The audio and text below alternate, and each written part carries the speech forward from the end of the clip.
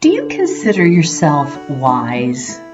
What's the difference between being wise and being smart? If you consider yourself wise, where does that come from? Where do you get your wisdom from, or were you just born with it? And if you don't consider yourself wise, why not? I've been thinking a lot about this today. Let's talk more. How are the bends in your road? Sometimes we're moving too fast and they are hard to navigate, and sometimes we don't even see them coming. I hope your bends are smooth and gentle. But no matter how your road bends, I know that God will see us through. Please remember to give this video a thumbs up and subscribe to our channel to catch other videos along the way.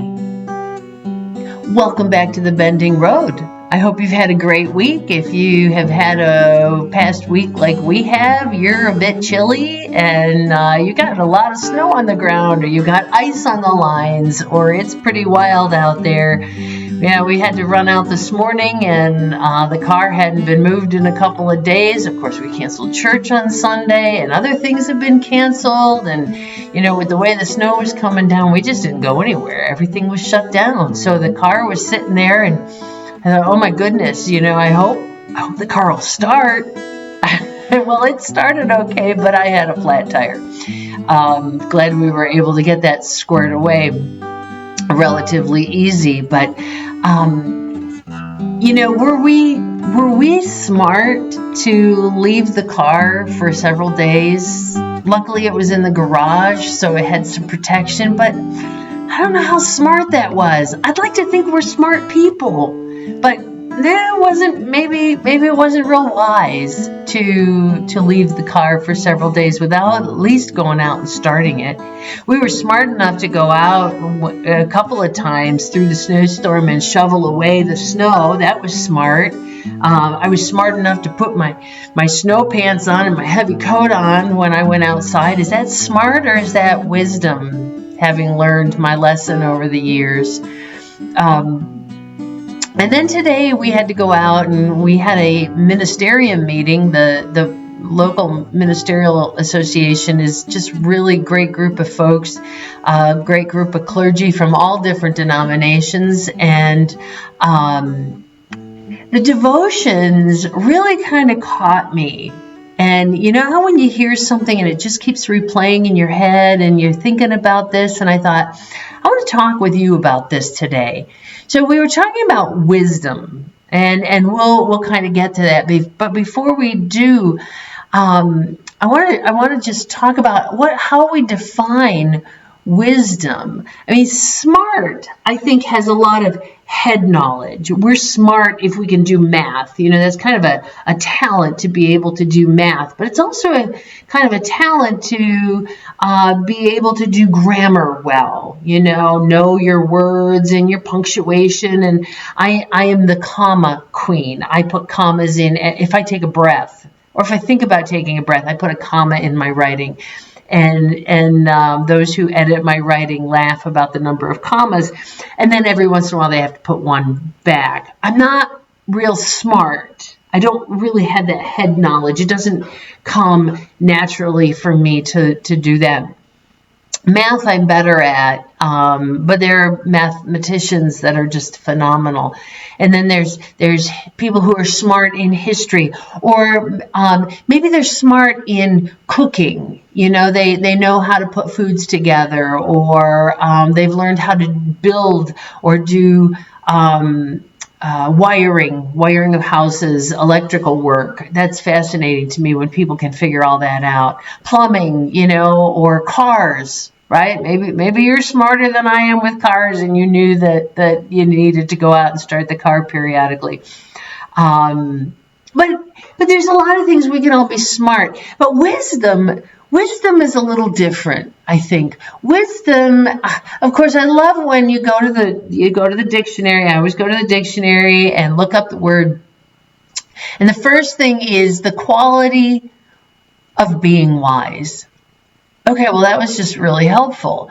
So you go to wise, and it says having or showing experience, knowledge, and good judgment. Experience, knowledge, and good judgment. It also means to be aware of things. So you know how to act. You know how to behave.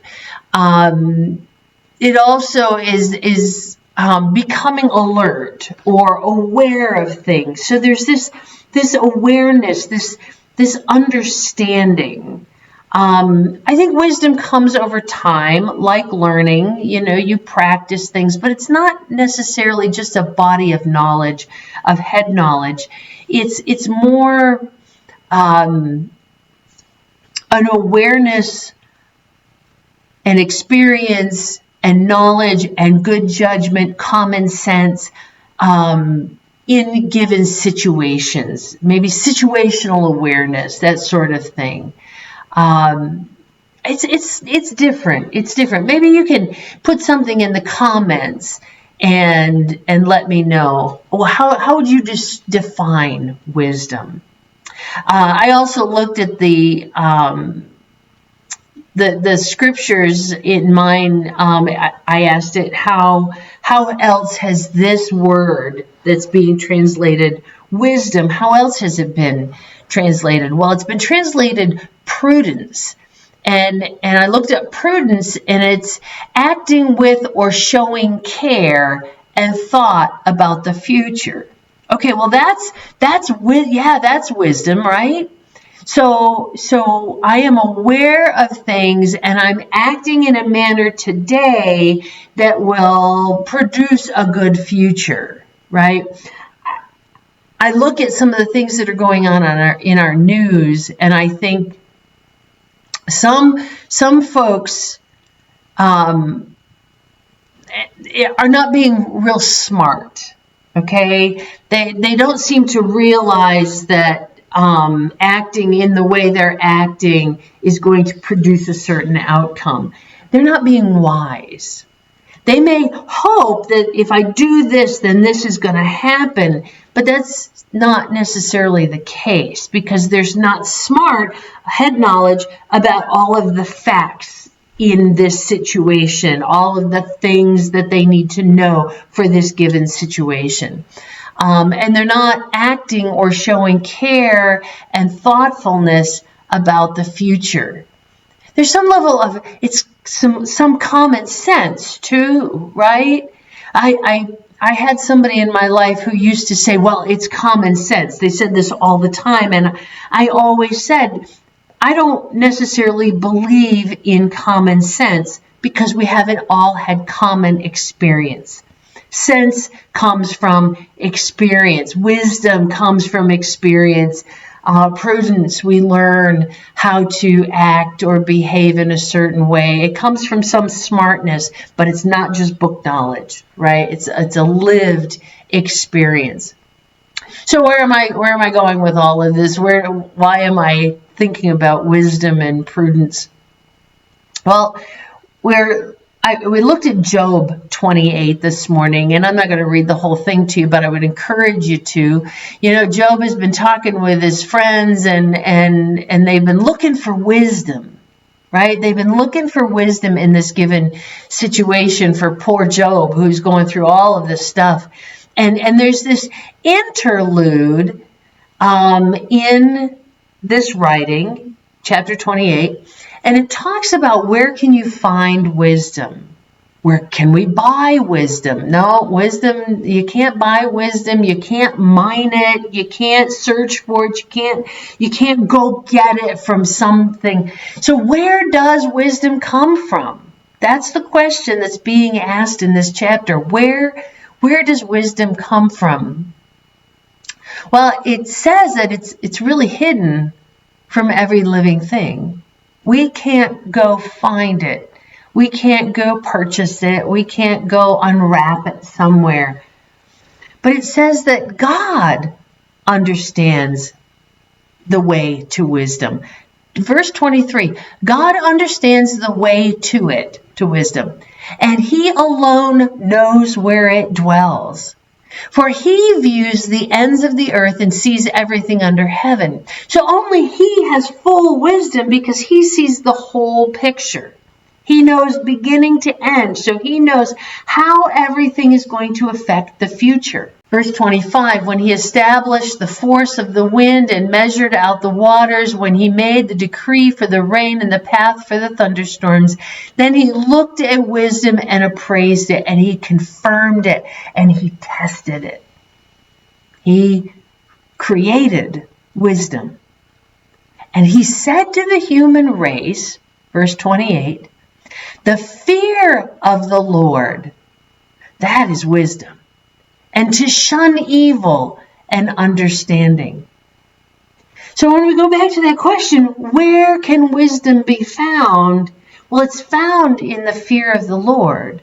And we look at our behavior, we look at our actions, and we look at what God calls evil and what God calls good, and we shun evil. We get rid of evil. We get rid of sin. We say, if this is something God would call evil, then we've got to get rid of it. That's understanding. That's wisdom. That, if we go back to our definition of prudence, only then through God and shunning evil and walking in the paths that God has directed can we act and show care and thought for the future. Then we know, right? So again, Dave and I, we want to be smart about the future. We want to be smart as we travel this bending road. We don't know what the next bend in our road is. We can guess, right? We can guess, but we don't know. And if you go back to my last couple of random ramblings, go back to the beginning of the year, it's all about the fact that we don't know. Every step we put the puzzle pieces together and wisdom begins to grow, right? Smart begins to grow. Prudence begins to grow when we walk in the way of the Lord, when we get rid of evil from our lives. Yeah, Job's friends tried to say, oh, this is what you need to do. This is what you need to do. This is why you're in the predicament you're in. But they didn't know. They didn't know. God explained that the rejection of evil, walking in his way, is the only way to wisdom. That's the only way to wisdom and prudence so that we can act in a way that protects the future, that sets us up for the future, right? So where are you on your bending road? What are you looking forward to? What are you hoping will happen? Or what do you think's going to happen? Have you been shunning evil? Have you been fearing the Lord? The question's been asked so many times, what does it mean to fear the Lord? Well, it means to fear the Lord. It's like the scripture that says, don't fear the one who can hurt the body, I think is what it says. But fear the one who can cast your soul into hell for eternity. God has power. God is sovereign. God created us. And if God says, this is the way I expect you to live, then we need to live that way. We need to fear the Lord. Fear what can happen if we don't. People will say, God is a good God. He wouldn't want us to fear him. Yes, God is a good God, but he says, fear the Lord. We need to live in a way that honors God, that fears what if we don't. Just like when I used to think I need to come home on time, because if I don't come home on time, I'm afraid of what my Father can do. Maybe what he can do, not necessarily even physically, but the punishment that he can dole out. I fear that. In my job, I need to do my job right. Why? Because there are people in charge of me, my boss. I need to fear what my boss can do to me. Those are good, healthy fears. I need to follow the law. And I think about some folks, in our news again. We need to follow the law. We need to do what the law says. Why? Because we need to be afraid of what the government officials can do if we don't. We need to have wisdom. We need to live in prudence. I want to encourage you, look up those words again. Just remind yourself and then read through Job 28 and remember where our wisdom comes from. If we think we are, if I ask you, are you wise? Do you think you're wise? If you answer yes, you think you're wise, I want to know, where do you think your wisdom comes from if you're truly wise? But if you tell me no, you don't think you're wise, why not? Fear the Lord and gain wisdom. Shun evil and gain understanding. It may not be easy, but it sure sounds simple. Hey, you have a good week this week, and I will see you next week along the Bending Road. I am so glad we can travel along this bending road together. You can connect with me on social media or on my website at bendingroad.weebly.com. I would love to pray for you as you navigate the bends in your road. And when the bends in your road come, do not be afraid. Take the hand of God and keep walking. You are not alone.